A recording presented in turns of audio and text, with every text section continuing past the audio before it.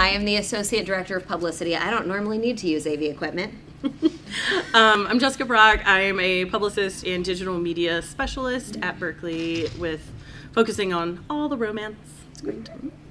I'm Carrie Donovan. I'm an executive editor at Berkley, and I acquire romance and women's fiction. Right. Yeah. And we are so excited to talk to you today about all of the things that we do across all genres. Obviously, we're known for commercial fiction. It's what we specialize in and what we are awesome at. Ooh. And these are our names in case you weren't already aware. So, obviously, we rock at contemporary romance, and the books you see behind me are some of the ones that we have recently released or have upcoming. And I think that our cover art department has done a tremendous job. And you can see how varied what we do is within contemporary romance, everything from the sweeter side to the very sexy. And really, all of our editors work across a very broad range within all of the genres. Carrie, I think you would agree with me. You work on a little bit of everything within romance. And the formats for contemporary romance also differ. We publish in trade paperback, mass market, sometimes digital first. Mm-hmm. That's great. Don't let the man chests fool you. Sometimes those are some of the sweeter romances. So that's they have a lot of heart. Yeah, we do like a good man chest, though. You know, bread and butter, don't hate. And again, just a very good visual representation of how varied our contemporaries are. We also specialize in covers with cute animals. There's so many, that's adorable. Why don't we get to go to those cover shoots? That would be fun. Like the puppies. We recently went to a cover model shoot, and it was, well, we'll say our job is so difficult. We took one for the team. Yeah, it was fun. Yes. So these range, again, from the extremely sexy to the very sweet. I'm actually in the middle of rereading Behind the Curtain right now. So good. If you guys haven't read Beth Carey, highly recommend it. Oh, this one is a little different. It's a little on the like sweeter emotional side. Normally she does the angst really well, but this is just like, it's really good. Pulling my heartstrings. Yep. So just a little shout out. I would say for us right now, across all the subgenres of romance, that contemporary romance remains our strongest seller right now. Yes, yes. And then we have romantic suspense, also something that we have a number of authors doing right now. And Carrie, I think you'll back me up here. Romantic suspense can really range from, you know, more of a procedural angle, which is what I would say Karen Rose writes, very much an investigative, you know, angle. And then, of course, we also have more of an action romance, which I would say Maya Banks very much falls into. And then even kind of veering into overarching, almost conspiracy plotline, which is what we have coming up from Monica McCarty with Going Dark this fall. So excited, and like, look how pretty that cover is. Yay. There are galleys floating around. Just FYI, keep an eye out there. Excellent. Really, really well done. Very smart, very well researched with the, you know, training and weapons and all that kind of stuff. It makes you wonder, I'm like, you have to clear your browser history, don't you? Just in case. But it's very exciting, and I love romantic suspense. It's one of my favorite subgenres, so I'm really excited to be working with her in the fall. And I would say that we also range within romantic suspense in terms of standalone and series. We publish both. Jane Ann Krentz will typically do a standalone. As it happens, the upcoming book in 2018 is a very loosely based sequel off of her 2017 book, but in general, she writes standalones. Maya Banks, for example, does series. The Monica McCarty will be a series, but we go back and forth just depending on what, you know, the author is interested in writing. I think that both can work. Everybody knows series tend to do very well with readers simply due to the, you know, characters that you already know and love coming back again. But I would say that's certainly not a requirement, simply something that's always popular in any of the subgenres. Good. Yeah. You guys have it covered. I have nothing Right. to Sorry. No, it's good. Oh, yes. And historical romances, Lady in a Dress, still very popular. Yes, indeed. We publish a broad range of historical, from the sexier historical to the super emotional kind of historical, like Mary Balog, who is just, if you guys haven't read Mary Balog, oh my God, so good. And so we're kind of like right in the middle of a new series with her. We just published book 1 in the fall. Book 2, nope, There's book 2 somewhere on this table. But so I think, you know, and Joanna Bourne and Celeste Bradley is really good with like humorous historical and stuff like that. So I think in terms of historical, what we're looking for is a unique voice, kind of, and just, you know, putting yourself in that time period. And it's just, these are so well done. They're great. I think another thing that is interesting is as we get further and further into this millennium, what is considered historical is changing. So, for example, Amanda Quick has a book coming out next week, The Girl Who Knew Too Much, which is set in 1930s Southern California. And even 10 or 15 years ago, that really wasn't being done very often in romance, if at all.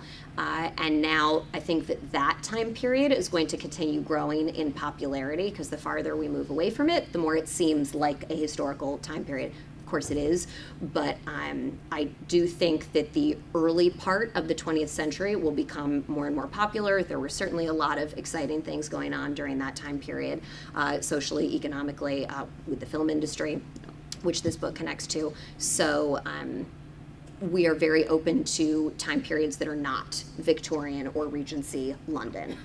I'm a huge fan of 20s romance. Yes. Flappers, all that stuff. So scandalous. Just great.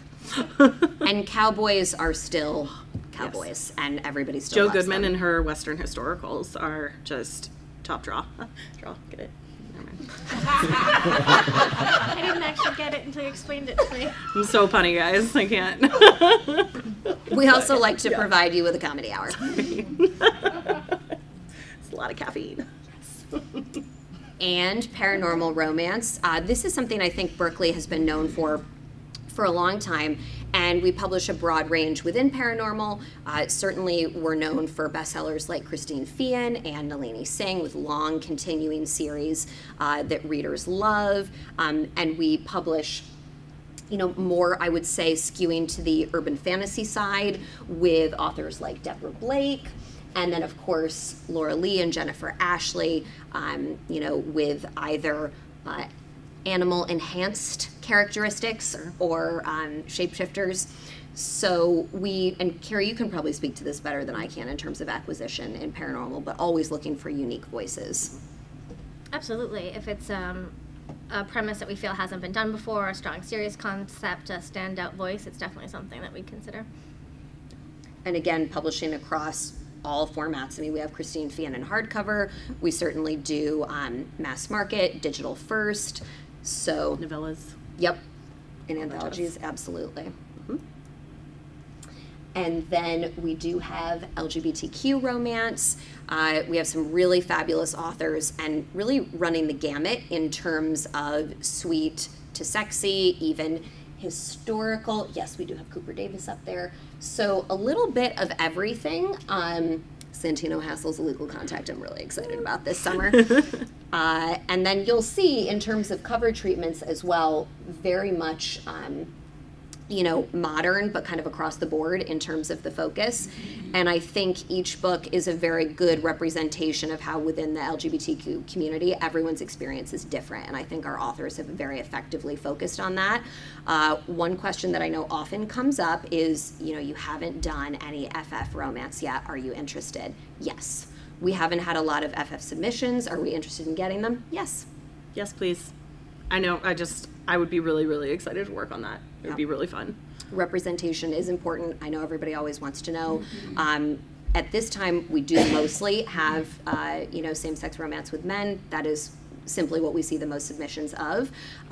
Gay, yes, but also with at least one character that is bi. We're very open really to anything if it's well written and has a unique voice. And if you have specific questions, of course, you know, you're welcome to ask those. And this is our good representation of what we have within InterMix. Again, a little bit of everything within InterMix, our digital first imprint. So everything from, we've done, you know, new adult, we obviously don't do young adults, that's not something that we publish, but new adult, contemporary, paranormal, very, very sexy, contemporary. And Carrie, is there anything else that you want to mention? We've done historical. I think we've done all the subgenres in InterMix. Yes. Urban fantasy, actually sci-fi fantasy we have done as well. Yeah, literally we've run the gamut.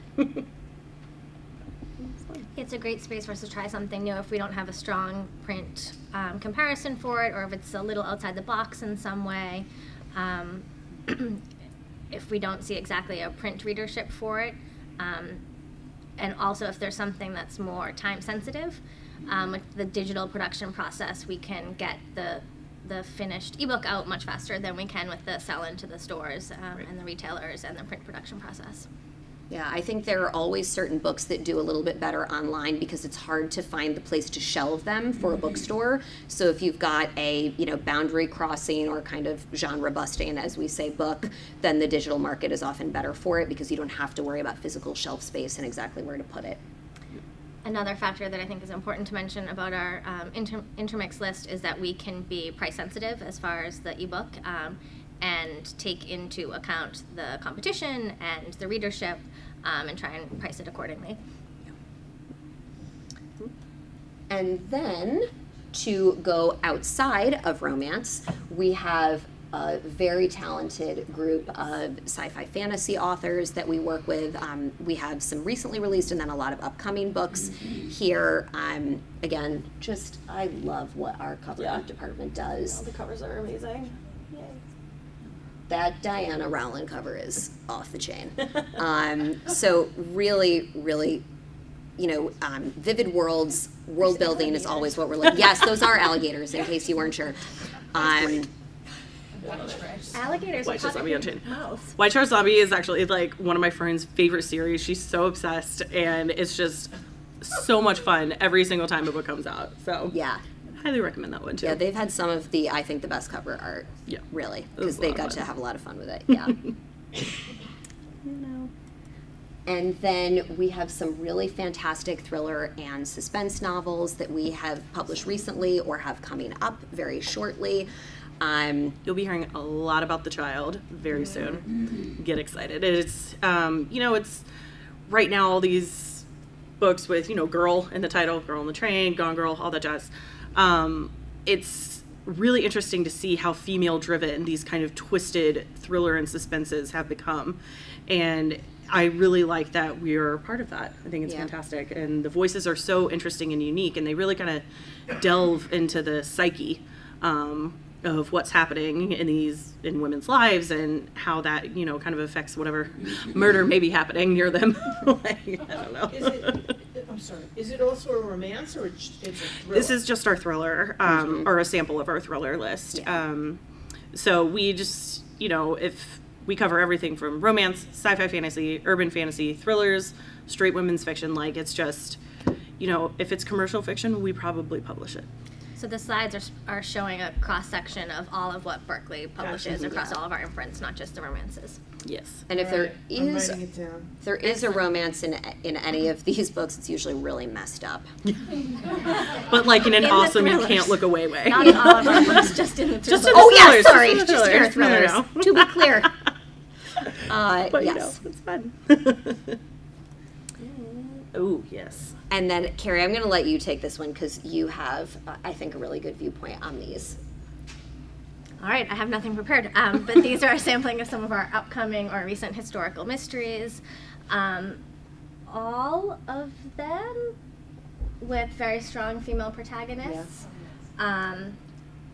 It's interesting. I think that there is, from my perspective, a crossover between a historical romance readership and the historical mystery readership. So that's something we can take into account in publicity and marketing, how to best position these series. Yeah, and I believe for the majority of these, not for all, but for nearly all, continuing characters are very popular within the historical mystery world. Mystery in general, that's true, so that you get to know the characters over time. There is often a lighter romantic angle in some of these, but very much, I would say, is the slow burn variety. It's simply a part of the character development and the series over time, as opposed to being a main element as a romantic suspense would be, for example.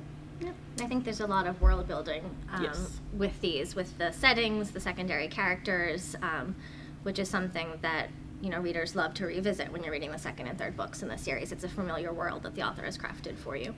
And it could just be me that's reading into things, but I absolutely feel like since the start of 2017, everybody has been very happy to see very strong, very kick-ass female characters in every way, shape, and form. We like to see women in power.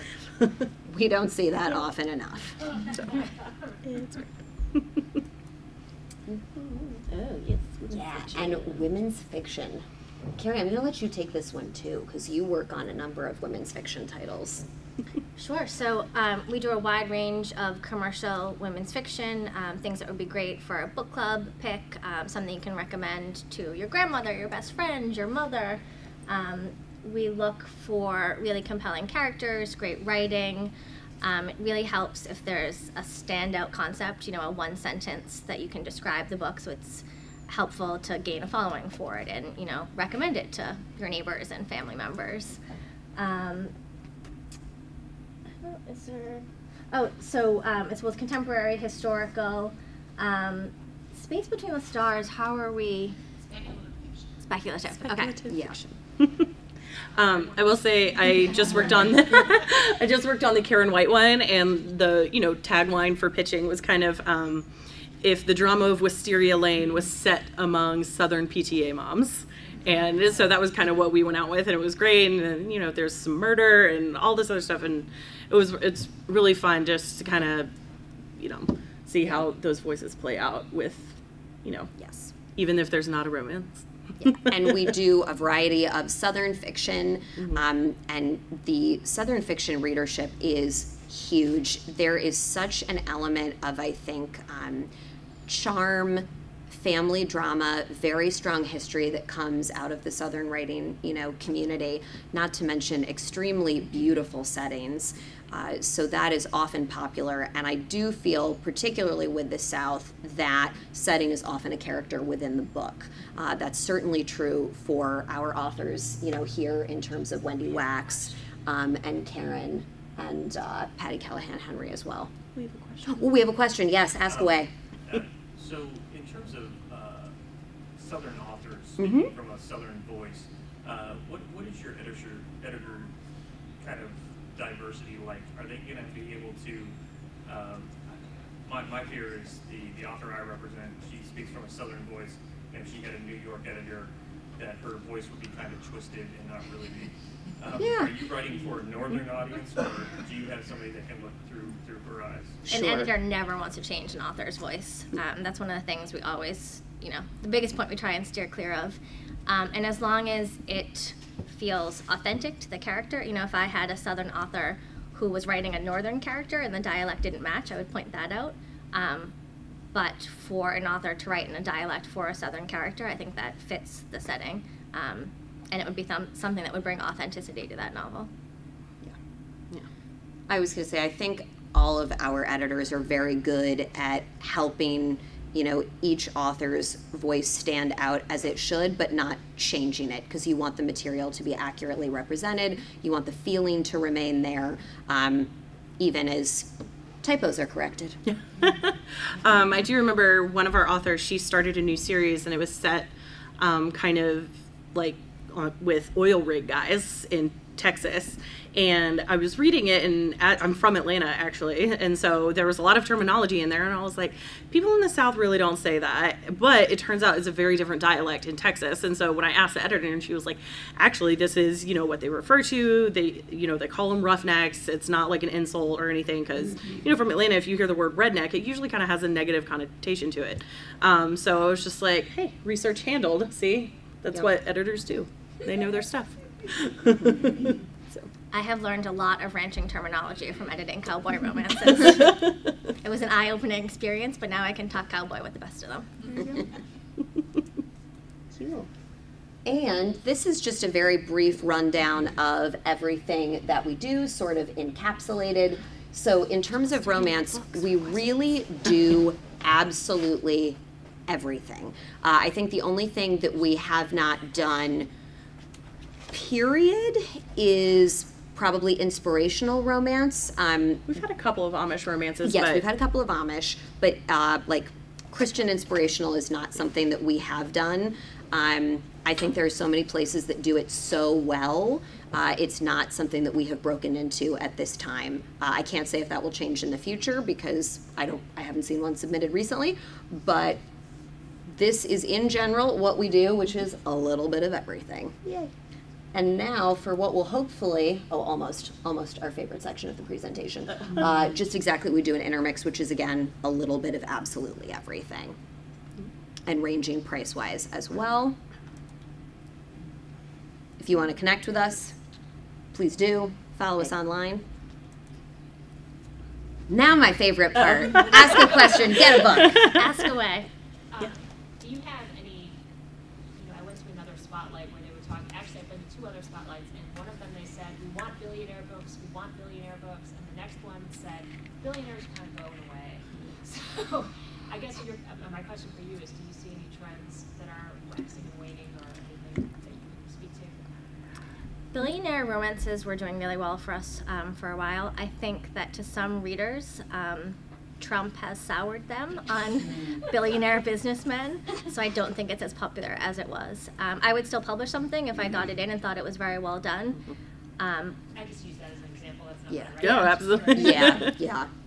I mean, trends are always waxing and waning. The one thing that holds true is a strong voice. So even if the particular subgenre that you're writing in is not extraordinarily popular at the moment, that can change nearly on a dime. Especially in romance. Yeah. Just, I think as far as like trend setting goes, romance is the one where the pendulum swings the fastest Yes. into what's popular versus what's not popular. Yeah, agreed. And the relationship that you're writing on the page, even if it's a trend that was maybe hottest 2 years ago, if I've just absolutely fallen in love with your couple and I can't stop thinking about them and I think I can publish it well, I can fight for it and say, this is the best I've seen in 3 years. We can't miss out on this one.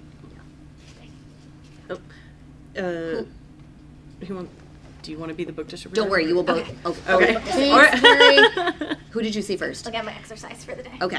Hi. First part. Can you go back to your last screen so we can get your... Oh yeah, the socials. Can you go back? That was very Yeah, sure. And you right my click, does it second go back? question, as far as inspirational romances, I have a couple of young writers who are writing new adults, but they're writing inspirational romance. Now that's interesting. It is. I mean, I was a youth group kid, so like Right. well into my college days. So And this is what they're doing. They're Yeah. starting in their, it's good. Like I'm reading it because I'm a teacher. So. cool.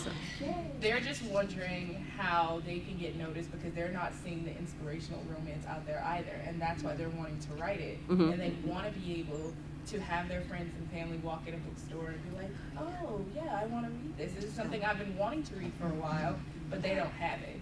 So you said you haven't seen many submissions of inspirational romance, but you're willing to take them. I mean, we're always willing to try anything that's well done. Now, granted, if this truly is YA, that would be a question for. No, it's young adults.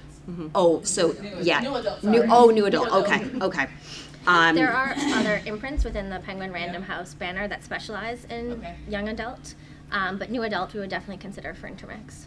Yeah, For sure. Pink hair. It is your turn because I saw your hand go up last time. Particular wish list that you have, and do you have like an ongoing submissions call, or do you on Twitter, or do you have places where you're constantly updating that? We haven't tried that on Twitter. I run our Twitter, and I know there are certain things like PitMad and stuff like that happens, which I'll check in on them every now and then just to see like kind of what people are trying to submit right now. But unfortunately, I don't. Where you share what you're looking for. Yes, where we share. Hi, Carrie. I do not. Some editors do. I know many agents do manuscript wish list. For me, it's all in the read. So I am not great at saying, I'm looking for XYZ in the next 6 months. But you can.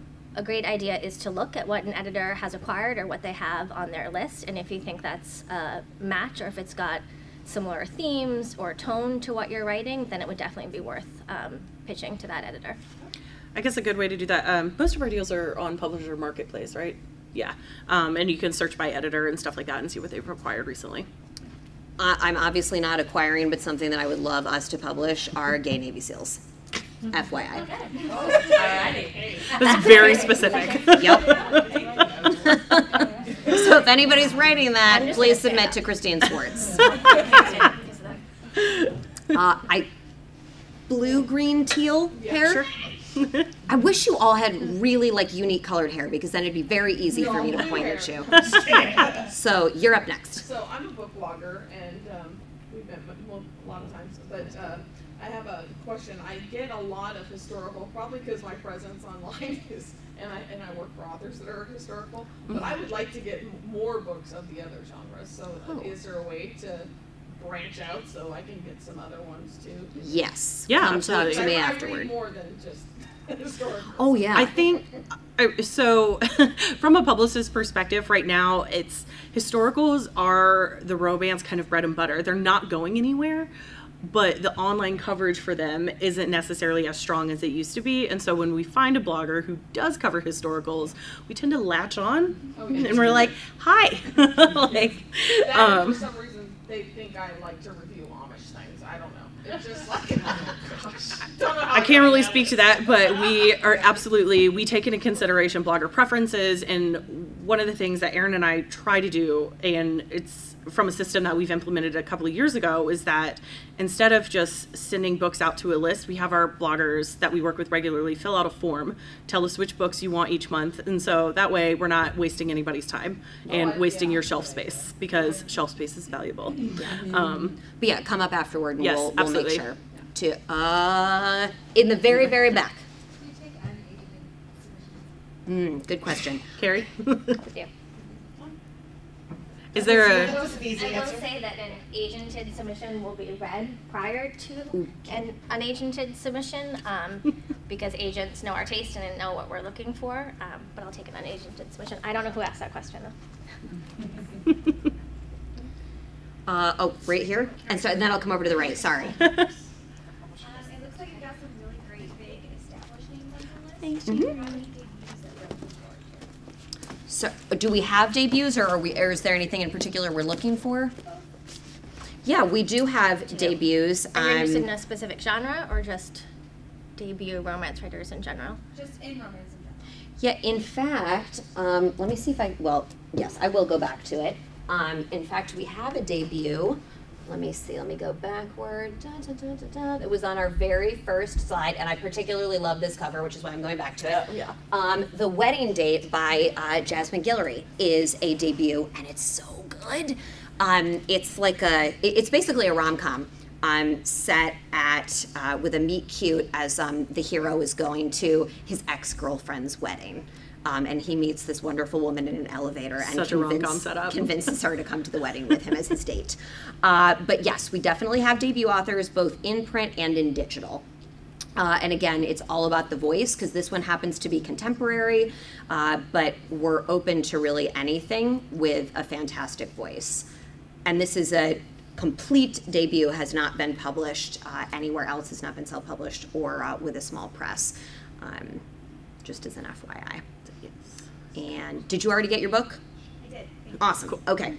Right here. I'm wondering about slight mashups. Like I have a contemporary romance with suspense, but it's also kind of got some snarky humor in it. Excellent. Is that how do you deal with mashups?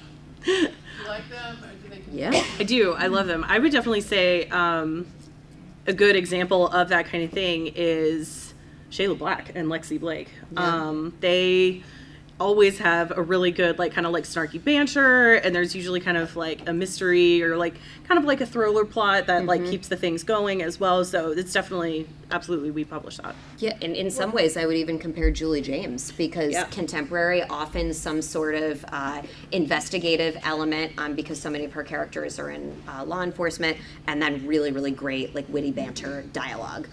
So yes, I mean, I think in general, within the subgenres, you almost always have more than one thing, so that's not a concern for us. And when the editor reads a manuscript, he or she will know what is this. They'll figure out what's what is the best fit for it going to be based on, where do they see the I'm taking your job. You know how to do this. It's what you do. Tag her in. What would you say drives the story forward? Is it the romance relationship or the suspense development? It's the romance. Two people going through a very dark patch who have a lot of interesting talents. But there is a suspense element in it. So when and it's very snarky. I mean, it's very... So when you pitch it, I would advise pitching it as a contemporary romance with a compelling suspense thread and a snarky, humorous voice. Okay. There you go. Hi. Hi. Could you walk us through a little bit the submission process? Like if you were to do agented versus, obviously that would be a separate thing than if you're doing unagented. Like what is the process of you, what's the turnaround? Do you respond or is it just sort of like going to the limbo land? Sure, starting with when you query an agent or when an agent sends something to me. Let's just do it from like if you're doing unagented. Like if you were just going to submit rights directly to Booklovers. So you could look on our website, find the editor's email address. You'd send your pitch. If the editor responds and says they're interested in seeing it, you could send the full manuscript. We don't have a guaranteed response time, but you should hear back at some point. I would say it could take 2 to 6 months, and we would let you know. There's a lot of things that we're looking for. Top-notch writing, a great saleable idea, compelling characters, and something that we feel like is the right fit for the marketplace right now. But you should get a response, and they should tell you, yes, this is something we would like to acquire, or here's why it's not quite right for us. So when you say that they ask for the full submission, do you have a recommendation for how many pages they should include, or do you want it as an attachment, or just like paste in the email for like a sample? I usually like to just get the query letter, because let's say someone is asking if they're querying me for a fantasy. I don't acquire a fantasy, so I would suggest another editor. But you could attach a partial. You could attach the first 3 chapters, and then if the editor is liking it, they could write back and ask for the full. You're welcome.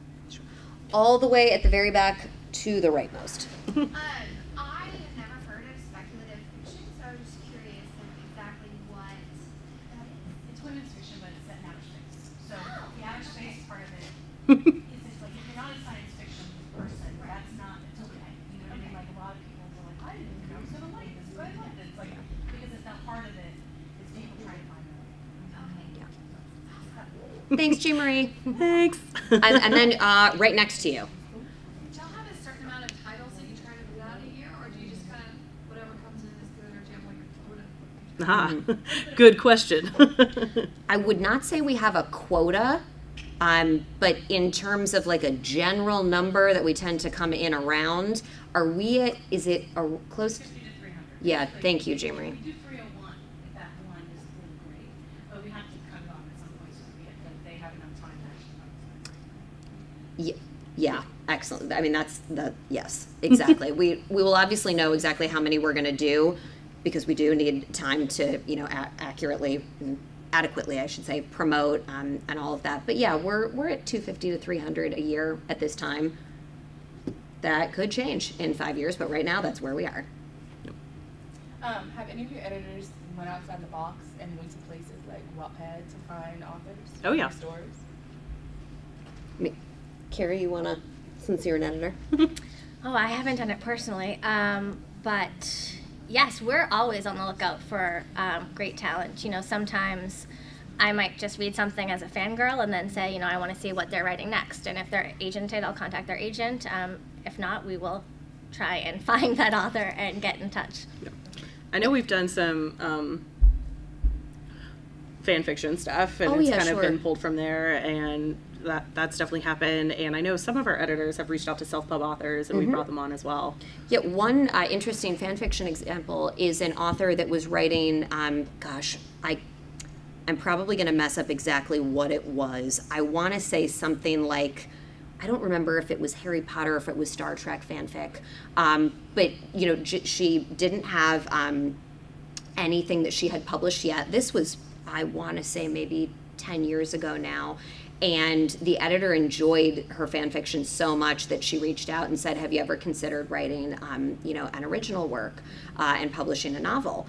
And she said, yeah, I would consider that.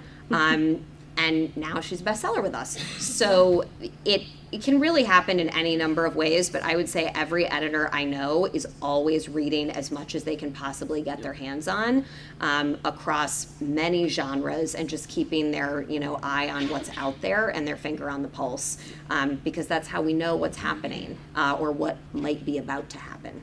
I mean, strong writing is strong writing, and it's going to shine through if you're writing dreary fanfic or like a really cool article on like Bustle or something. It'll shine through, and editors are, I think our editors are skilled at picking that out. Yeah, I didn't know if y'all went and actually looked, like, do you actually go on Wattpad and read some of the stories that are there? And if you do, like, how do you pick your story? Is it based on how many followers the person has, how many reads the person has? I can't say. I'm interested as long as I can't stop. If I know that I should be leaving to pick up, go do chores at home, but I need to keep reading it, I can't stop reading it, it's something that I want for my list.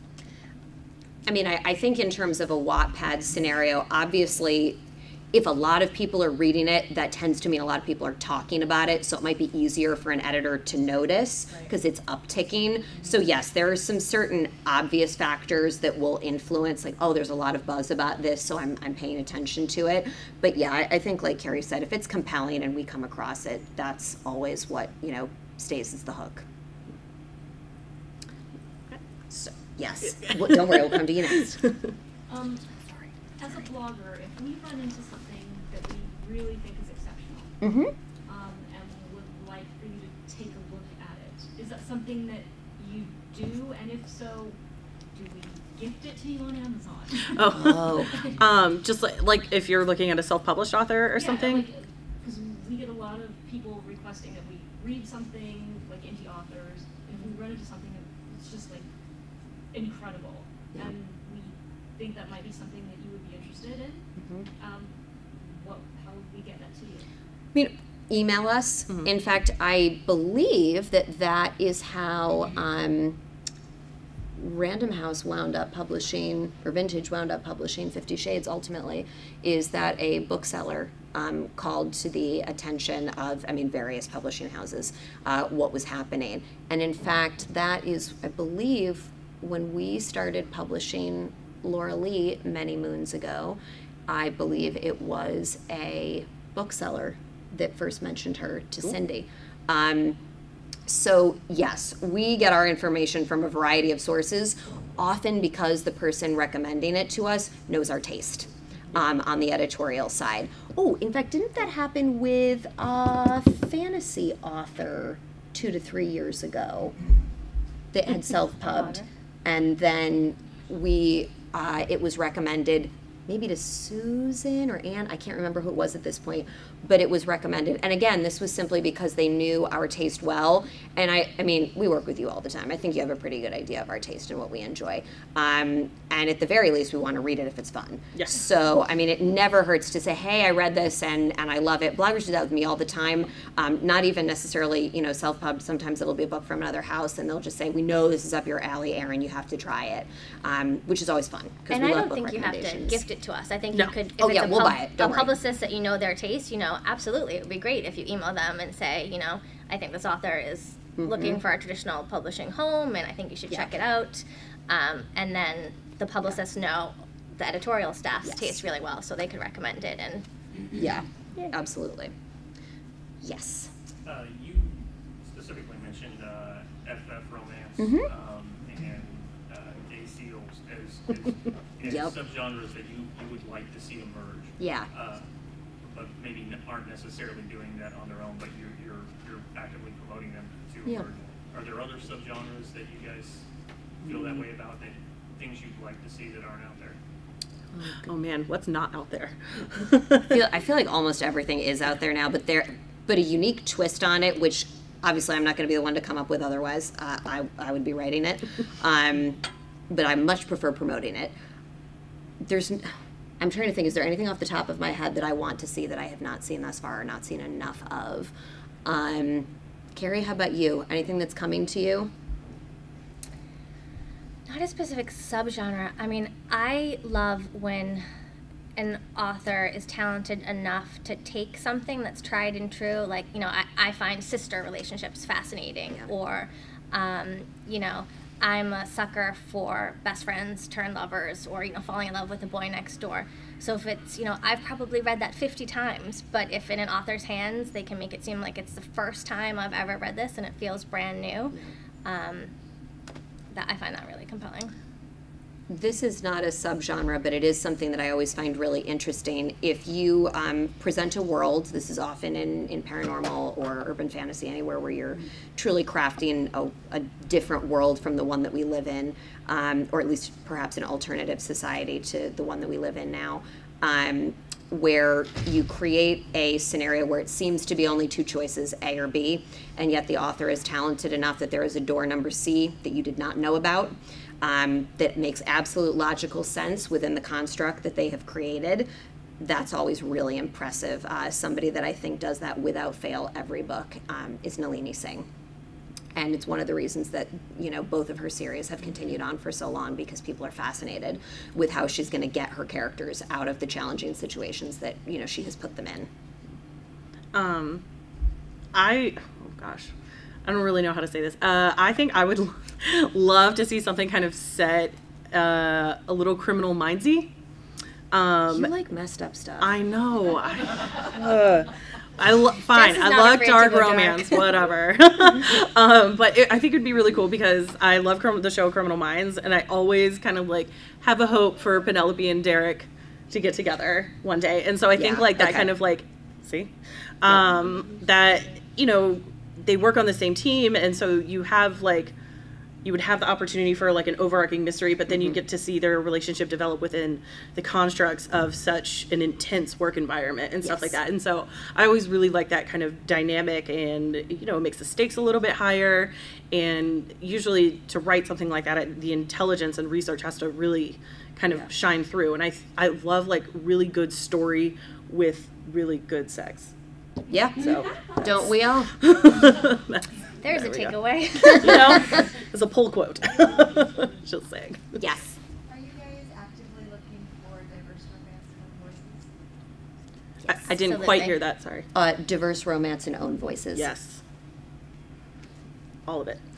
Definitely. In fact, I don't know if I'm allowed to say this. We just acquired one, but I can't tell you anything more than that because the contract's not even signed. But I'm super excited about it, and I believe it will release in 2018. I read it on submission when the editor got it in, and it was amazing. So yes, diversity in fiction in general is very important, and we're always looking for things that are well written, strong voice, that we know will speak to all of those out there reading. Are you guys seeing potential markets that you aren't tapping right now? If you did have a more diverse collection, that you'd be able to open up readership more? I'm trying to think, Carrie, is there anything off the top of your head? A market that we aren't maybe adequately reaching? One, it's men. Oh, well. But I mean, that's a huge one. But is there something a little less broad than that? Yeah. I've definitely heard from readers that they'd like to see older characters in romances.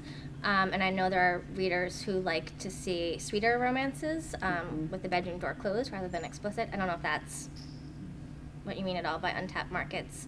She mentioned new adult inspirational. I think that is an untapped market. I just didn't know if you guys see other stuff out there that's just not being written for. Yeah, I mean, I have not seen any of that. So I absolutely think that's a market that's not being served.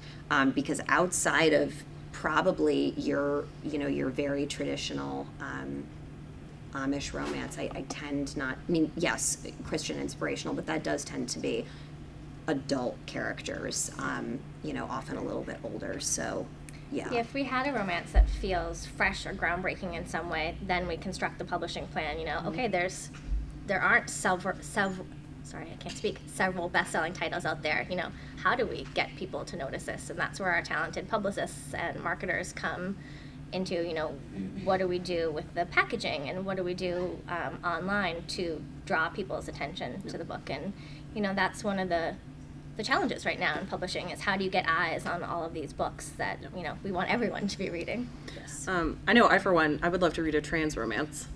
You know, I don't want to call it a hot button issue because it's not an issue, it's a thing, it's part of our lives, and we should embrace it in our books and our culture, and that's something that I would love to see. That's just me personally, I don't know. Yeah, there are books out there, but not a huge number of them right now. In fact, I know Salon just ran a piece recently on a trans romance, but there are not a huge number of them being written at the moment. And yes, that would also fall under things that we are interested in acquiring, you know, by authors that, again, have strong voices. Own voices, for sure. Own voices and have a really compelling storyline. Anybody else? I'm out of books, I'm sorry. No, we've got more books to give away. Oh, Jean-Marie's got more books. Okay. Questions? No? Nobody? We answered all of your questions. Man, we're good. I love Yeah, it. we are.